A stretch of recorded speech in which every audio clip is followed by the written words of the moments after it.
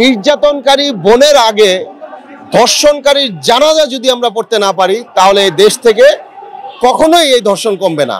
মানে জনসম্মুখে প্রকাশ্যে তাকে ধরেন একটা ময়দানে নিয়ে যাবে যে তাকে ফাঁসি দেওয়া হবে, বাংলাদেশের 17 কোটি মানুষ টেলিভিশনের স্যাটেলাইটে এবং যারা সরাসরি দেখতে পারে দেখবে। এইভাবে যদি বিচার কাজ প্রতিষ্ঠা করতে পারে আমি বিশ্বাস করি এদেশে এক যুগেও একটা মেয়েও একটা নারীও ধর্ষিতার শিকার হবে না ইনশাআল্লাহ। আজকে 3 দিন ধরে আমি প্রেস ক্লাবে ঘুরতেছি, আমার বাংলা চলচ্চিত্র শিল্পী সমিতিতে আমি ঘুরতেছি, যেখানেই প্রতিবাদ আমি সেখানেই যাচ্ছি।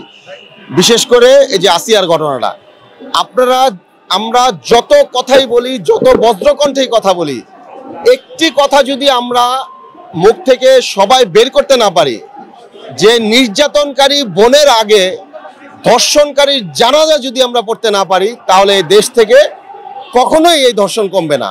আমি পাশাপাশি একটি কথা বলবো, যে মেয়েটা ধর্ষিতা হয় সে তার বিচার পাওয়ার জন্য যখন আদালতে যাবে, আদালতে যাওয়ার আগে তার বিচার যখন স্বয়ংসম্পূর্ণ হয়ে যায় তাহলেই এই দেশ থেকে ধর্ষণ আপনার কমবে। দেখেন, যে জিনিসটা 17 কোটি মানুষের কাছে পরিষ্কার, যে জিনিসটা সকলের কাছে আয়নার মতো পরিষ্কার, এই জিনিসটার বিচার করার জন্য স্বরাষ্ট্র মন্ত্রণালয় 182 দিন চেয়েছে, যেটাকেও বাংলাদেশের 17 কোটি মানুষ ঘৃণার চোখে দেখছে যে 182 দিন এই বিচার কার্যকর করার লাগবে কেন। তার মানে 182 দিন সবাই এই রাজপথে আন্দোলন করবে, তারপর আপনারা বিচার করবেন? এটা কোনোদিনও হইতে পারে না। এটা আপনাদের ঐক্য করতে হবে।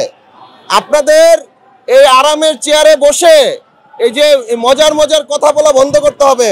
আমরা আন্দোলন করে, আমরা নিজের জীবনের ঝুঁকি নিয়ে আপনাদেরকে বসিয়েছি। আমরা আমাদের যে ভেরিফাইড ফেসবুক আইডিতে আমরা কিন্তু 5ই আগস্টের আগে আমরা যেভাবে আন্দোলন করেছি, যেভাবে ফেসবুক পোস্ট দিয়েছি, আমাদের অনেক শিল্পীরা, অনেক নির্মাতা আমাদের বলেছে তোমরা কিন্তু এই যে 70 লাখ 80 লাখ অনুদানের টাকা পাবেন। আমরা বলছি আমাদের দরকার নেই, আমরা স্বাধীন দেশ চাই। সে জায়গায় বলবো